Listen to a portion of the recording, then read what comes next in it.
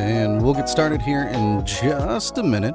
We've got about 35 seconds left on our ad break on Twitch, and then we'll kick this thing off.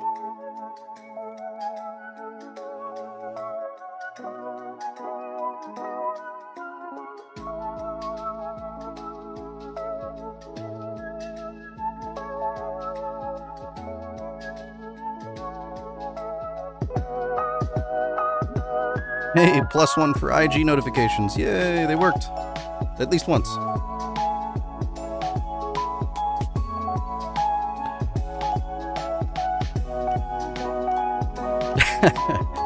Oh yeah, Nick.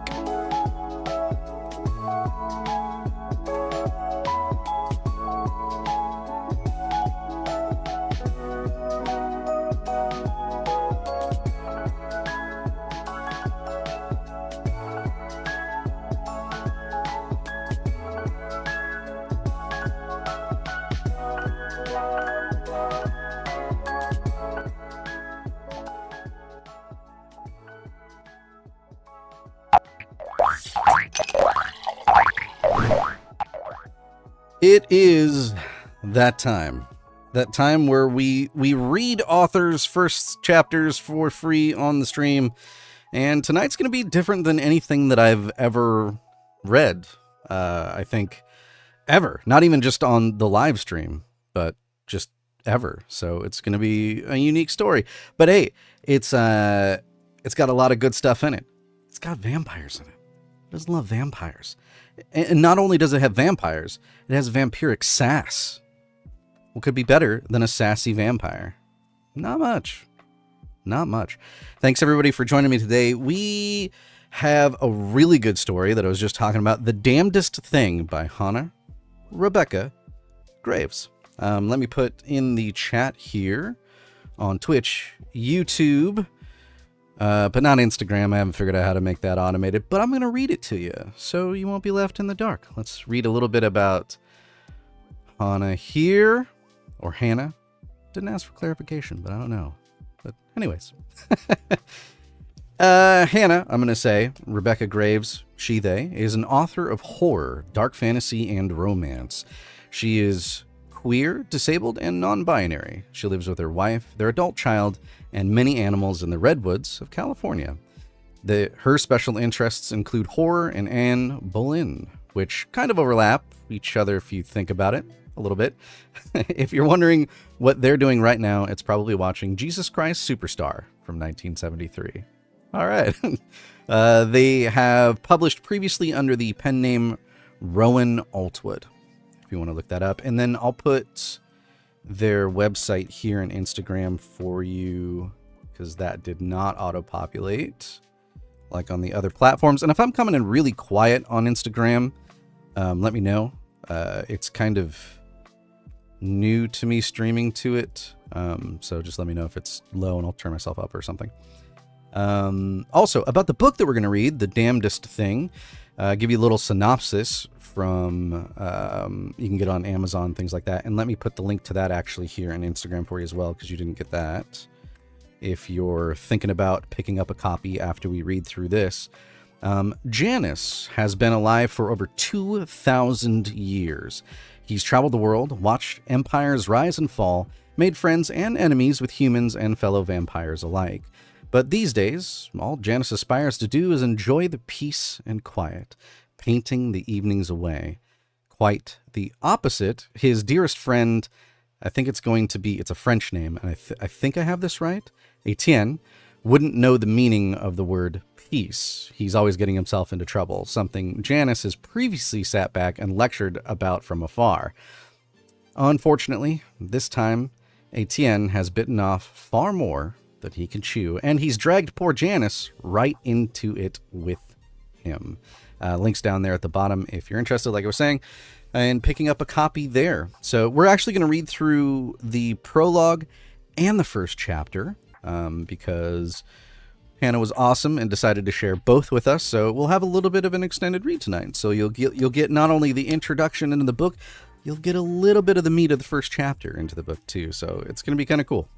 I hope you will enjoy it. I skimmed through it just a little bit, and it's a good story. I like where it goes. There is trigger warnings here. We're talking about vampires, right? So, you know, vampires do the vampire things. They suck blood to feed, right? That's a thing. So if that turns you off there, and unfortunately a child dies, which, spoiler, but if that's a trigger for you, let you know up front that that's in there. It's not gruesome or gory or anything, but that's in there. So if that's something you prefer not to listen to, now you know. But other than that, fantastic story. I think you'll enjoy if that is not something that triggers you. All right. Let me get this all going here. Cool. All right, that looks like that's working as well. Awesome. Cool. We're up on all the streams. It wouldn't be a Whiskey Wednesday if we didn't drink some form of whiskey, right? What are we drinking tonight? If you've been on the other streams, you already know what's coming. But if you don't, that's what we're drinking tonight. We're drinking a little bit of bourbon cream. Yes, it's Buffalo Trace Bourbon Cream. And it is like chocolatey Baileys with an extra whiskey little kick at the back end. And it is fantastic. Super smooth, incredibly dangerous, super, super yummy. So let's get this open and get a little pour on the pour cam, shall we? Here we go. And then we'll jump into our narration after this. All right.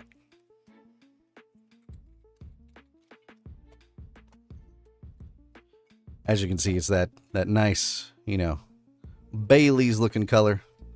It is absolutely delicious. Pick this up. I was saying on the last stream, I think all the streams so far, that an employee from Bevmo recommended this. She said she just couldn't get enough of it, and it basically flies off the shelves when it comes in. So if you can find it, get your hands on it. It's tasty. Yeah, I already knew it was going to be good. No, there's no hidden surprises there for me. It's just good. It's just good. Ultramite, how's it going? Thanks for joining on Instagram. Thanks for joining. I'm going to jump into the booth, and we're going to start this read here in just a second. When I step into the booth, especially on Instagram, let me know if I'm coming through okay. If I'm not, I'll boost up the volume.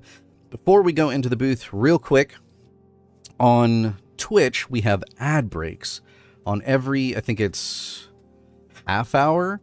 So when that happens, what you're going to hear is the Old Spice jingle, and I will stop my narration, let the ad break kind of go. We'll just chit chat for a little bit if you're not on those platforms. If you're on YouTube, thank you for joining me. If you're on Instagram, thank you for joining me. We're just going to talk for a little bit, and then when the ad break's over, we'll resume our narration, just so that people that are on Twitch and choose to watch that way don't miss out on the story. So we will jump into the booth with that and get going. Shall we?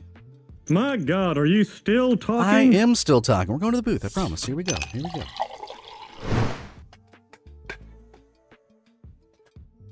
Oh. Let me turn off the music. Hold on. I'll be right there. Okay. Okay. Okay. Here we go. And hopefully I'm coming in loud and clear on here. If I'm not, let me know. I can turn up the volume or down the volume if I'm blowing out your eardrums for some reason. It's always hard to tell, because I don't hear myself. Because there would definitely be a significant delay. If you've ever tried, like, talking while on a significant delay, it's incredibly difficult, if not impossible. It's impossible for me. I can't do it. So, all right. Let's scroll up to the top here. I'm still good on IG. Good. Thanks. Appreciate it. Okay. Let me make sure this is working. All right, awesome. Cool. Centurion on Twitch, thank you for the lurk. I appreciate it. If you don't know, Centurion, if you're on Twitch, the top black hat wearing Australian game streamer that there is on Twitch, hands down. Just so you know, check out his channel. All right. And I think we're good. Okay, cool. All right.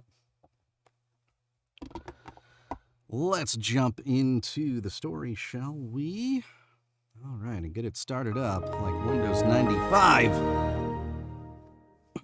Maybe a little bit more modern. Yeah, let's see. Also, before we jump into it, let me reset the counter here. Reset. Flub counter. We have this thing on the channel called the flub counter. If you're on Instagram, I'm sorry, I haven't figured out a way to incorporate it yet, but you can keep track. You could just type this in there.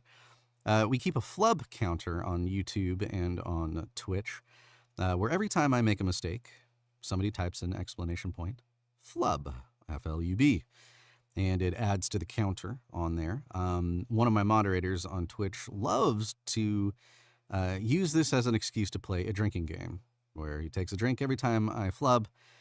I would just caution, drink responsibly, because sometimes I flub a lot.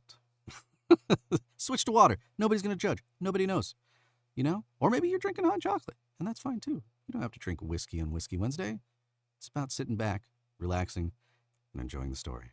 So, all right, let's jump into it. Again, reminder, when we get to the half hour, I'll give a little pause so that people don't miss anything. All right. The Damnedest Thing. Prologue. Christ didn't exist. There it is. The answer to your biggest question. I suppose it could be taken as rude of me to assume I know what your grandest question of me would be, but I work based on history. And historically, people who've discovered the truth about what I am always ask the same question. It's never, what was ancient Rome like, Janus? Or what was your inspiration as a painter, Janus? It's Christ. It's always Christ. Was I there? What was he like? What was the word? Or I was there by happenstance. I saw nor heard anything of Christ. I saw only people oppressed, desperate for any scrap of hope to be tossed their way. Oh, and when they started penning their little books later, such drivel, I read the entire thing once, years after the editors decided what to include and what to cut. I've never been so bored out of my mind. And keep in your thoughts, I've spent 150 years locked in a box, so I know what boredom is. When I tell people this, some are disheartened, but most do not believe me. Not that I have a lick of sympathy if they do. I do not speak the truth. I do not speak the truth to convince others of it. I know only what I saw with my own eyes and heard with my own ears. If you want to believe contrary to that, by all means, you have your freedom. At least, some of you do. I consider myself to be what other men have called a man of reason, a believer in science and math and the laws of nature. I know no God, no devil, none belonging to any culture I've encountered anyway. I believe in what is logical. Statistics, facts. It's funny, isn't it? A vampire who defies logic and yet believes so heavily in it. But that reminds me that I have not yet introduced myself. My apologies. I usually have more manners than that. My name is Janus. My last name depends upon the century and the locale. I am a vampire of over 2,000 years in age, which always sounds impressive upon first listen until you realize there are vampires out there who still make me seem like a child. People always seem to like physical descriptions to give them a sort of mental image as to whom they're dealing with. So, here is mine. A few inches over 6 feet in stature. Yes, I was a giant back in my day. A slender frame with long black hair and eyes that I have been told are the color of the sky when the sun first peeks its head through the night atmosphere. I have no opinion on myself, one way or another, regarding looks, but I've been told that I'm attractive. I always find that so cliche that it is almost cringeworthy. An attractive vampire. Who would have thought of such a thing? What I'd really like to tell you is about my personality, my interests, my hobbies. Though I have known love in my long life, who wouldn't after so many years, I am a lone wolf by learned nature, and this is no love story, though it is not without its elements. So put such thoughts out of your head. I am a philosopher, a thinker. I want to know everything there is to know, and then just a little bit more. I enjoyed reading. Campy Gothic tales are of endless amusement to me, and I am an avid painter, using many mediums, but one who always defaults back to the old methods of making paints, from crushing to baking to mixing. Do I cling to the past? Let's say I have a certain fondness for some things. There's nothing wrong with progress, and indeed I am a champion of it, but you'll never find a red like the one made from pure crushed cinnabar mixed with the yolk of an egg. I have, of course, other vampire cliches, aside from the attractive vampire one. For example, money. I have no cause to worry about it, and I could buy whatever I wanted 1,000 times over. Never, even in my human life, have I known poverty. I do, in fact, still cling to the old ways and sleep in a coffin every day, though many vampires have switched to regular beds and expensive blackout curtains. What else is true about the vampire? We cannot go out in the sun, and myths about growing powerful enough to become immune to it are only that. Myths. We drink the blood of mortal humans for survival, which almost always results in their untimely demise. We will never get an illness such as a cold or the bird flu or whatever is spreading around these days. We are immortal unless sunlight touches us or we are set on fire. Sorry to disappoint you about the weary stake through the heart routine. Do you know how many stakes I've had driven into my chest by vampire hunters over the millennia? We are self-healing, and drinking blood fuels that healing process. Rest is also good, just as it is for mortals. We do not need to breathe, though sometimes we do out of old age habit or simply to fit in with a crowd. Some of us, the stronger of us, can move things with our minds. I suppose the list of what isn't true is longer. Crosses, meant to inspire faith in a being we've already determined never to exist, do nothing to us, nor do any other religious symbols. We can cross running water and even enjoy swimming in it from time to time. Stakes do not kill us, but neither do beheadings. Our heads and bodies continue to function even if separated.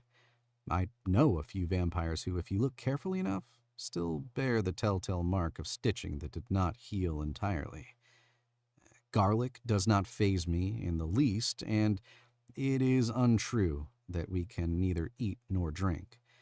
The alcoholic vampire is a type of vampire. My darling Amadeus, whom we shall come across later, would fall into that category from time to time. And as far as food goes, it simply tastes dull in our mouths, like a human on a diet of chicken broth, or so I've been told. I seem to recall at some point there was some wild rumor going around about vampires not being able to have sex, but I assure you we absolutely can and do. For the record, other things we cannot do. Fly, turn into animals or mist, possess you and force you to do things against your will, though we can read your thoughts and send ours into your mind in such a subtle way that you'll not notice the intrusion. It takes a lot of time and practice, but what have we but time? It's also worth mentioning that the reason we cannot go out in the sun is not because it would instantly kill us, but because our bodies naturally fallen into an inescapable slumber when the sun approaches, and it prevents us from healing properly, leaving us almost as fragile as mortals. We are not heartless, we are not soulless, we are not damned. Well, some vampires embrace that sad vampire trope, but I'm not one of them, and I've never felt cursed because of my nature. Is it a damnation not to be human? Who even started that idea? Humans, I guarantee you. Humans think so highly of themselves, fancy themselves on top of the food chain. Of course, anything that outranks them must be unnatural, but I promise you, I feel as natural now as I did as a youth. All that has changed are my needs and desires. Speaking of food chains, whoever started the idea we could survive from the blood of animals, a plague upon you. Animal blood is much like the blood of the dead for us. It makes us sick. The best you can hope for is finding an animal whose DNA closely matches a human's, such as a chimpanzee, and hoping the consequences stop at minor indigestion. I hope you know your ridiculous ideas have poisoned many young, foolish vampires over the years. Are you happy? Where was I? Ah, yes, you were getting to know me. And I suppose this is the part where I shall settle in and tell you to settle in as well, so that I may tell you my entire history. Isn't that what vampires do? Tell their stories to those they deem worthy or just for the hell of it? Because getting it out feels good sometimes? Well, straighten yourself back up. I will tell you no such thing. My history is something I have shared with only 2 people in the entirety of my existence, and you are not about to be a third. You're arrogant even for thinking such a thing. Honestly. I may make brief mentions of my past here and there, as it is inevitable, but to hear it all? Not today, not ever. No, the tale I shall impart on you is of recent occurrences, and is something of a situation. Why tell it, you ask? Because I am here, and you are here, and it is fresh on my mind. It's not at all because the painting I have been slaving over for the past month is still looking not how it's supposed to look, and I'm very frustrated about it. It's not at all to keep me from just ripping the canvas up and flinging it into the sea where it damn well belongs. No, this is just a story I feel like sharing at the moment. That is all.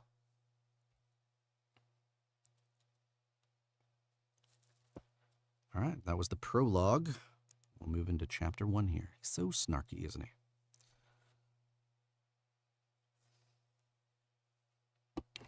All right.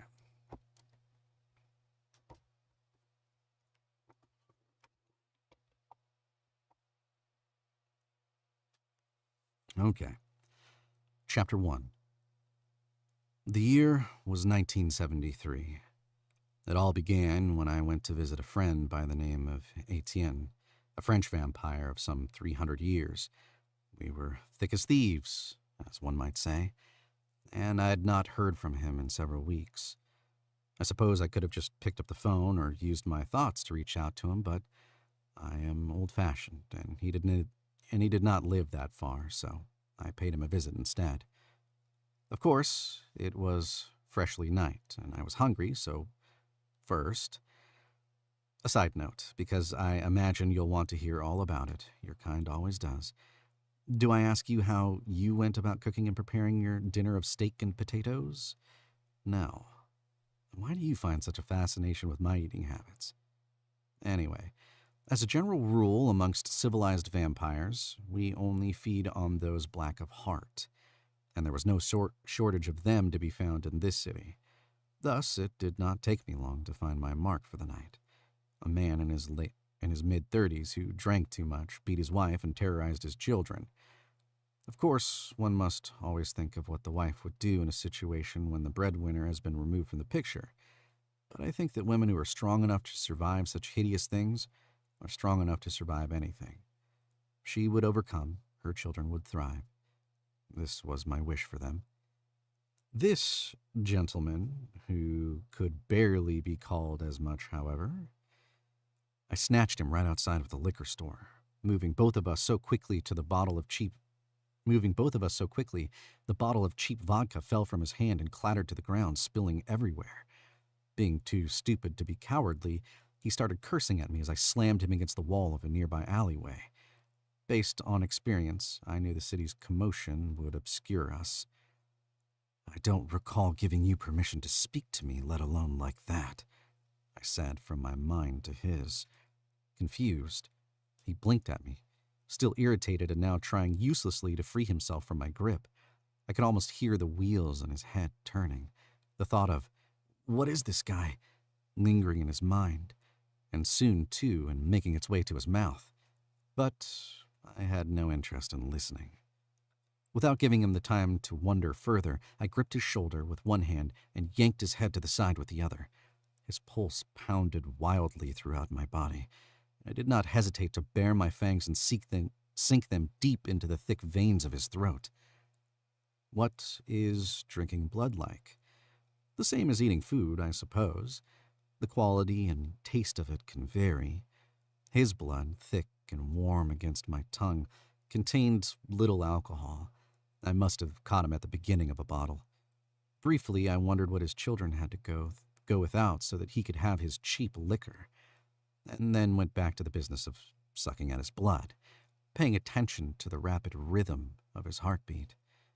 This was no first-class meal, to be certain, but I suppose you might refer to it as diner food, as in, it gets the job done. By the time the man's heartbeat had slowed to a point where it would not recover, I let him slide down to the filthy ground. I pride myself on being a clean eater. There was not a single drop of blood upon him, and the 2 small holes that decorated his neck would fade and heal hold on, sorry, the text jumped around when I touched it.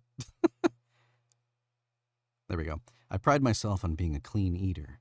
There was not a single drop of blood upon him, and the 2 small holes that decorated his neck would fade and heal as though never there in a matter of seconds. I felt full and alive in that moment, and for a second or two I basked in the feeling. Even after all these millennia, it had not gotten old. But then I remembered I was a vampire on a mission, and that this had been merely a side note. So I dusted off my long blue coat and continued to trek into Etienne's residence. When I reached his front door, I did not bother knocking, for our friendship required no such formalities. Sensing his presence inside, I simply let myself in. Something I forgot to cover. No, we do not need to be invited into any place to enter it. Back to the story. What awaited me inside was chaos. Etienne and I were much alike when it came to the order and finesse of our dwellings, so to see everything upturned and blood splattered here and there, well, no good could come from this. Etienne, I called out with my mind, in case someone else was lurking about. Etienne, for Christ's sake, where are you? What's happened? And yes, I realize the irony in me using Christ's name. I am a man of many layers. Despite receiving no response, I could feel his presence within the house, and so followed it upstairs. There, in the corner of the attic, I found Etienne curled up into a ball. He was not alone, though. Not 3 feet away lay the body of a little girl, deceased. What on earth has happened here? I asked, momentarily ignoring the child and the strangest feeling she gave off as I made my way over to Etienne. It was only when I grabbed him by his arm to make him look at me that he finally reacted. His clear, green eyes were frantic, hurt, confused. I just wanted to know what would happen, he whispered. What would happen? I followed his gaze over to the dead child before releasing my grip upon him and wandered over to study her. Okay, and that sound means that the ad break is on Twitch. So we'll stop here, and then we'll resume once that is over. Well, hopefully you're enjoying the story so far. We have about 1 minute and 11 seconds to kill, which is a perfect time to grab that beverage and enjoy. This is definitely a different vampire-esque story than I've ever read. It's very unique in that regard. I like all the little things too about when they do the whole here's the common stereotype or cliche or whatever, and then here's what it's really like. I like when authors do that and give you kind of a more like an inside feel to the character and what's going on in this particular world. So I'm liking it so far. We'll figure out why what happened here in just a second when we continue. But sipping on some coffee here, Nick says. Awesome. Also a good beverage to enjoy. I had a coffee right before we started the stream because I was up way too late last night prepping a book. So I'm also dragging it. Gotta have the upper before the downer at the end of the night, right? All right. I think we're back here on Twitch. We are. Oh, Hearthside. How's it going? Hearthside also another audiobook narrator extraordinaire. And it looks like Hearthside has an Arnold Palmer going, which is pretty darn fantastic. I do enjoy a good Arnold Palmer. Let's see here. Let's do this. And then this. Boom. Little shout out there on Twitch and YouTube to check him out on both of those platforms. Did you stream today at all? Were you doing any narration today? If you did, I obviously missed it, but usually Wednesdays I see you in there doing the whole narration thing. But check him out on those platforms. And we shall jump back into it. Okay, where did we leave off before the ad break?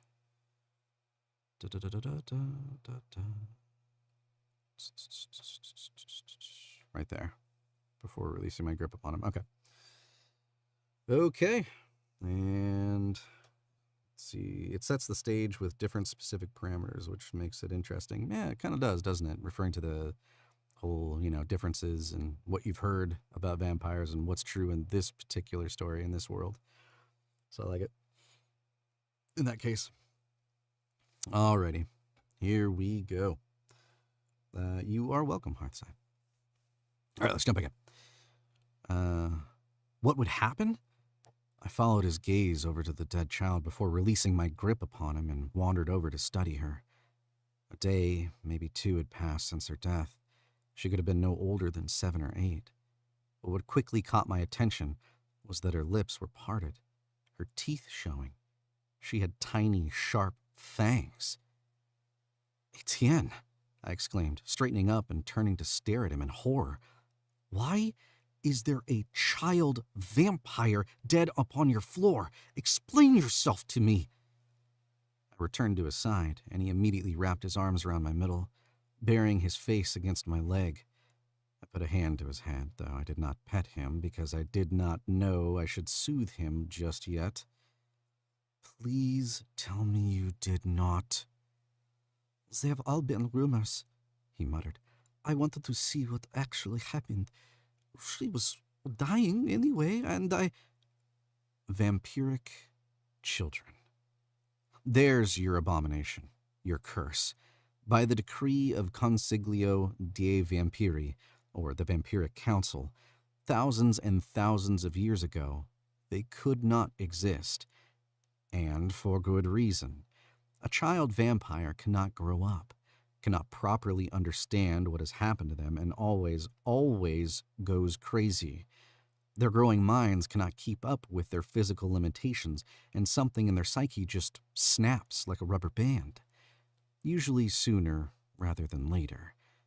It was not just children, though. It was also against the rules to make the elderly into vampires, and again, it had to do with mental faculties. The young did not have their brain fully formed yet, and the elderly had theirs in decline. Neither case was ideal for a rational vampire.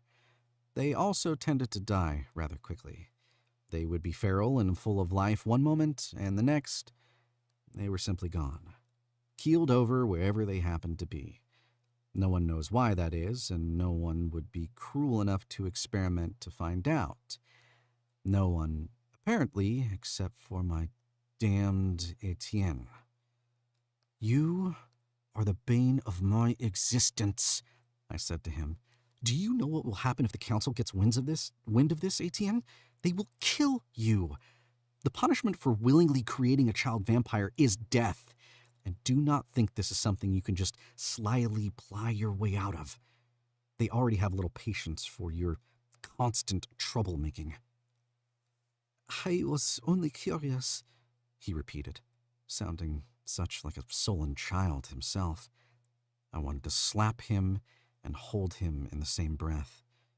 Etienne had always possessed a bit of a wild streak, and when mixed with curiosity that perhaps surpassed even my own, "We must get rid of her," I said, placing my hands under his arms and forcibly pulling him to his feet. He looked a mess, clearly had not eaten in a few days. How long had this been going on? I tried to think of when I spoke to him last. I wanted to question Etienne as to how long he had kept this vampiric child, if it had been as much as a week or two, but it wasn't the time for such useless questions. It wouldn't change what had to be done anyway, and maybe I didn't want to know the answer. The idea of a vampiric child, let alone actually seeing one, never failed to make me shudder and instinctively want to distance myself. We must be rid of her and get back to the house get the house back in order before anyone knows something is amiss. She was mad. Etienne's eyes remained locked upon that poor dead child. Almost from the moment I turned her, she was more animal than vampire. No number of feedings were enough for her. She cared nothing for self-preservation. I don't want to hear it, I said, shoving Etienne forward a bit. Keep the sordid details to yourself and learn to live with them. You've already involved me too much. I swear you are the bane of my existence. I proceeded to prod at Etienne. Damn him. I had a feeling he was going to make me hold his hand this entire process, from getting him cleaned up to ridding ourselves of the corpse to getting the house back in order. I could tell, though, that something had deeply frightened him. He'd seen something in that child he had not expected. I thought about asking, but then thought better of it. I didn't want to know. I was certain of that. And what a process it was, cleaning things up, putting them back in their proper places, seeing to the girl. It took us the entire night to right all the wrongs, and by the time we were finishing up the last of it, we could both feel the dawn approaching. Stay with me? Etienne asked. He seemed to be feeling a little better, a little closer to being himself again, but I could still feel that oddness about him. It was strange to see him, my brave little lion cub, shaken. Well, I've not got the time to get home, now do I? I said sourly, for I was not ready to forgive him just yet. Etienne reached for my hand, his pale fingers curling tightly around mine. Stay with me, he said again, more certainly, and I understood his meaning. He wanted me to stay in his bed with him, to curl around him and pet his soft hair and tell him things would be all right. I grumbled to myself. The bane of my existence was an understatement, because we both knew he would get his way, spoiled brat that he was. And so, I slept in a bed, which I hate to do, in a windowless room curled around Etienne's slightly smaller frame. I petted his shoulder-length hair, but I did not tell him things would be all right, because I was not a man prone to lies, and my uncertainty lingered.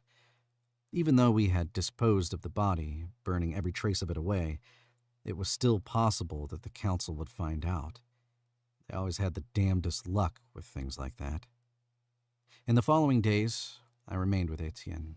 A week passed, and then 2, before he was wholly back to his old self. And I thought bitterly, my God, he has probably learned no lesson from this. But that was part of why I loved him so, wasn't it? That he was the bane of my existence, my biggest headache, and I can assure you I have many headaches, as you will come to learn, that I could always count on him to start a scene. Somehow, he made all those aggravating things endearing. Or perhaps it was his moments of pure sweetness that served as a balance to his misdeeds. He had a charm about him that he'd had since the day we'd met. In either case, I was there with him. I did not ask him further about the child, and he offered no information, so it was just this thing that existed between us, and yet it did not. It was probably better not to think about it anyway, lest we draw someone's attention. The 2 weeks passed in good fashion, especially when Etienne grew back a sense of humor and joviality. Then it really was just like visiting with my good friend. I was, as I had wanted originally, I had spent many nights either walking the town or we had spent many nights either walking the town or simply sitting in his home, talking to one another about this and that over chilled glasses of wine. We had nothing major to discuss, or at least nothing either of us wanted to talk about, but there were standard questions. How is Leon, for example? Leon was Etienne's lover of some 100-odd years, and as different from Etienne as night is today. Leon was quiet and reserved, though he did have a temper when sparked, which Etienne often did. I could only imagine how the scenario would have played out had Leon been the one to find him. Leon is well, Etienne responded, taking a sip from his glass. Well and unaware, just as I prefer him. How is Amadeus? The look I gave him broached on reprimanding. After everything I've done for you, you would sit there and ask me such a question? Etienne gave me a bit of a look, and then shrugged. You never know. He's out of his mind, so perhaps that madness changed course to being friendly to you. I snorted softly at that. I beg your forgiveness, but Amadeus become friendly towards me? I would have been at your door looking for company. I wouldn't have been at your door looking for company. Etienne sniffed a little. Why do you say such hurtful things? I believe the first wound was yours. It was asked in all sincerity, Etienne protested.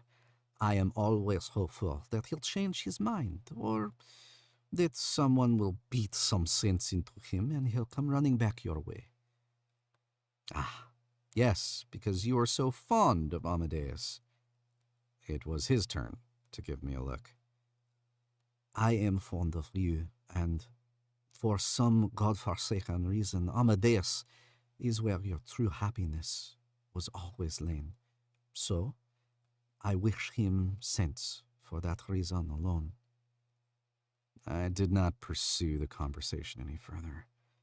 I was all too aware that Etienne hated Amadeus, a feeling that was more than mutual, and I did not care to hear about it. The subject just depressed me. Hell, the subject of Amadeus in general depressed me, so I steered the conversation to other matters. We could talk about the weather, for all I cared. New pieces of art that had come out since I had last seen Etienne. Some new record or movie that he'd encountered and enjoyed. Something mindless, something easy. 2 weeks, and I honestly believed Etienne was in the clear. Certainly, by now, if misdeeds were to be known, then they'd be known, and we'd have heard from the council. They did not bide their time, and were always straight to the point. But no sooner had I relaxed and thought about returning to my abode. The vampires, Etienne and Janus, we've seen your crimes. You must report to the council at once to explain yourselves and to receive a fitting punishment. We were both seated upon the couch when the voice came unbidden, and I had been rambling to Etienne about things that I missed about ancient Rome.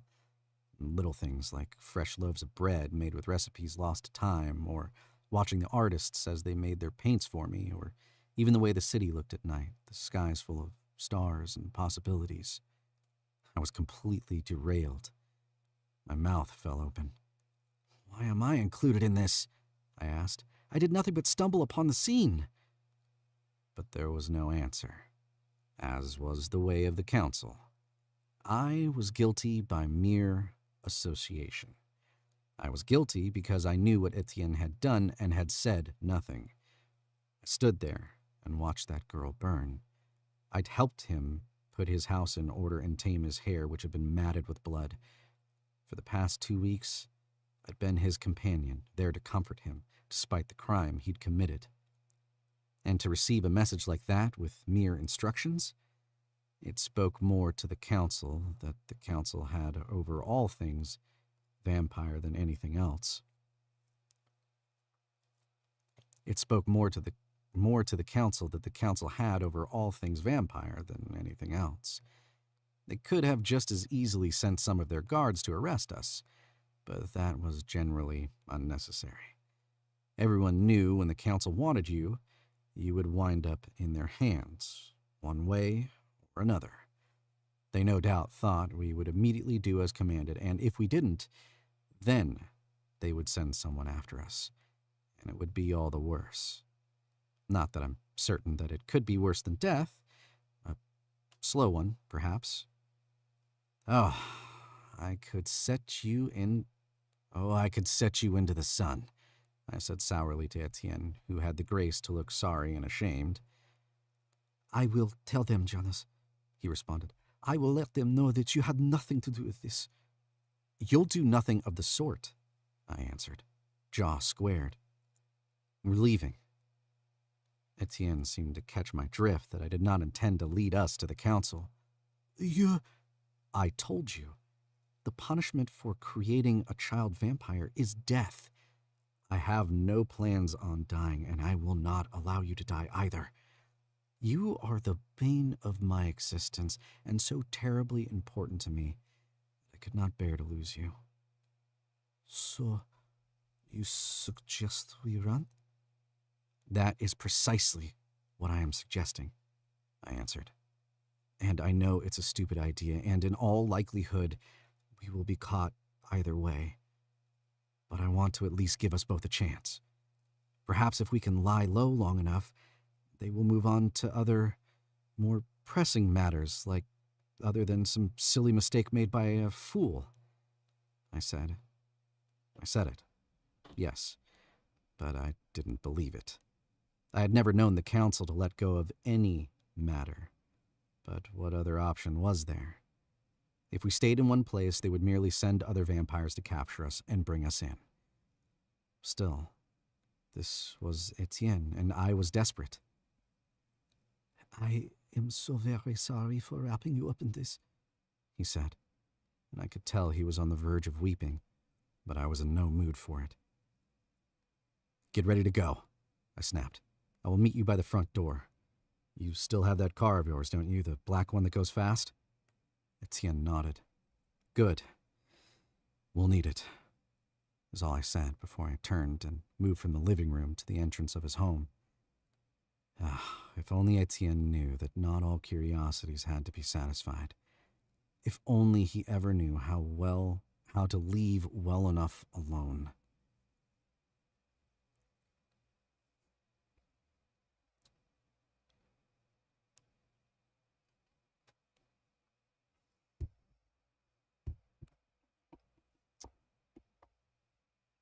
All right. Hey, how's it going? Let's see, is that Kristen28 on Twitch there? How's it going? Seeing you voice acting for vampires motivates me to continue writing my story. Well, good. Keep writing. Keep doing it. Vampire stories. Can't get enough of them, right? Let's see here. Oh, thanks for joining me there on Instagram, too. It's like super small on my screen, so sorry I can't read your name, but thank you. All right, and let's get back to it. That was just a little break, and then we have a little bit more left in the story here. Yeah, a couple more pages, and then we'll wrap it up and go from there. All right, let's see here. Okay. It was about 15 minutes later that Etienne appeared in the entryway. He had changed clothes, of course he had, and tied back his messy hair. 15 minutes had been good for my temper, too. I no longer wanted to slap him upon sight. Oh, I was still cranky, but at least now I could gather him up into my arms properly, embracing him tightly as his arms wrapped around me in return. You are the bane of my existence. Have I mentioned that yet? Etienne apologized again, and I responded by pressing kisses across his face, against his mouth. In all my millennia, I have never once defied orders from the Vampiric Council. One day, I hope to have an experience with you that doesn't lead to a headache. And then we were out the door into the night. Etienne pressed a button and his garage opened, showing off that black car I had spoken of earlier. It was a Lamborghini, and that, along with the color of it, was about all I could tell you about it. He was proud of it, as a hunter would have been a trophy of a kill. A trophy kill, is what it said. I did not pretend to understand it, but then again, I did not drive. Some things I simply will not modernize myself for. I cannot bear it. Once in the car, Etienne turned to me and asked, "Where to?" But he already knew the answer. There was only one answer to give. "To Emilianus," I responded, keeping my gaze in front of me. Although not looking directly at him, I could see the face he made from the corner of my gaze, or maybe it was just knowing him as well as I did. "Do we have to?" "She is the only one who can cast a spell upon us to hide us from the council for a while," I answered, having had some time to think about it and not caring if he was happy about it or not. "We'll need the time to figure out what to do long term." Etienne sighed heavily, but he could not argue with me. He knew I was right. "Fine," was all he said before starting the engine. "You know, Leon won't be happy that I vanished. I promised him I would stop doing that.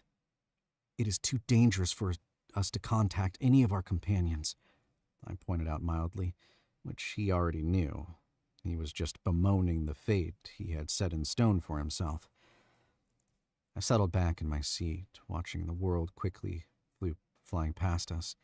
We were in for a long ride ahead of us, and we would undoubtedly have to stop close to dawn to bury ourselves as deeply into the earth as we could, how most vampires survived back in the olden days, and now when a vampire was on the run. In retrospect, a shovel would have been a smart thing to bring along, but vampires existed long before such tools did, so we should be all right. Our sharp nails, like talons, were more capable of doing the job even on the most compact of dirt. I just hated getting my hands dirty. It would be in the middle of the second night. We'd pull up to a small dock that housed a small boat, one that could have carried at maximum 3 people. "You'll let me do the talking," I said to Etienne as we crawled out of his car. "Happy to," Etienne answered with an innocent smile, as if he were not always so prone to running off at the mouth. I've yet to meet a vampire who loves the sound of his own voice as much as Etienne does. "Ferryman," I called out as we approached the docks. He appeared no sooner than the words were out of my mouth, and were I a younger man, I might have startled, for he was right next to me, almost elbow to elbow. The ferryman looked exactly how mortals think ferrymen look, down to being a walking set of bones and covered in a dusty hooded cloak. Only his eyes were visible, blue flames gleaming deep within his eye sockets. "Do you have your fare?" he asked in the same raspy voice that all ferrymen have, a voice that seemed to echo on the wind. He was ever to the point. All ferrymen are. They are not for conversations or friendships. I know because I've tried. Several times, with several ones. "You are the bane of my existence, Etienne." I reached into my pocket to dig out 2 coins. They were old and worn, but considering they were over 2,000 years old, they were in fair condition. I always kept them on me, either for luck or as a reminder of where I'd come from, and parting with them made me want to weep. But that was what the ferryman wanted. Something important to you. Something that would give you pause at the thought of giving it up. I hoped my sorrow at losing the 2 coins would be enough to cover both our fares. He looked at the coins, then at myself and Etienne. He snatched them out of my hand with his cold, bony fingers before I changed my mind and asked, "Destination?" "Milianus, if you would," I answered. He merely grunted and gestured for us to board the boat. As Etienne passed me, he said, "I'm sorry, Janus. I will return those to you, I swear it." "Don't go picking fights with ferrymen," I chided. "Don't you have enough enemies already?" Etienne flashed me a smile before he climbed into the boat and took a seat. I was right behind him. And behind me, appearing in the same flash that he had when he'd first shown up, was the ferryman. His bones made little clacking noises as he moved about. There's always been something delightful, almost musical, in it. He pulled a long oar out of thin air, and so we began our journey to see the witch known as Emiliana. And that is the end of Chapter 1. We are done with the first part of that. Hopefully you enjoyed that as much as I did. Definitely a different style of vampiric tale, and I'm for it. So let me put the information there into the chat on YouTube and Twitch again, where you can pick up a copy of the book if you want to continue the journey and figure out what happens. Did they get away from the Vampiric Council? Did they have to face some consequences? You'll have to find out if you pick yourself up a copy there. And then when I get back to the desk, I will go ahead and paste in the link for you on Instagram as well, so that you'll have it also. So with that being said, let's jump back to the desk, talk about it a little bit, and then we'll go from there. See you right back at the desk. Yeah.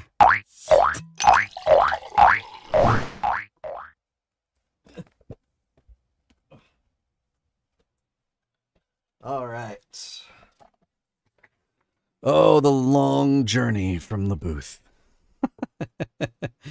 All right. So let's see here. Let me go ahead and copy and paste in the link again to the book. If you want to pick yourself up a copy there on Instagram, there you go. One of these days, I'm going to figure out if it's possible being able to automate that into Instagram too, so I don't have to keep, copying and pasting it for you guys there. So I'll figure it out. I swear, if there's a way, I'll figure it out. Just haven't figured it out yet. It's written in such a cool narrative. Yeah, it was really. Let me scroll back up, see if I missed any chat there. The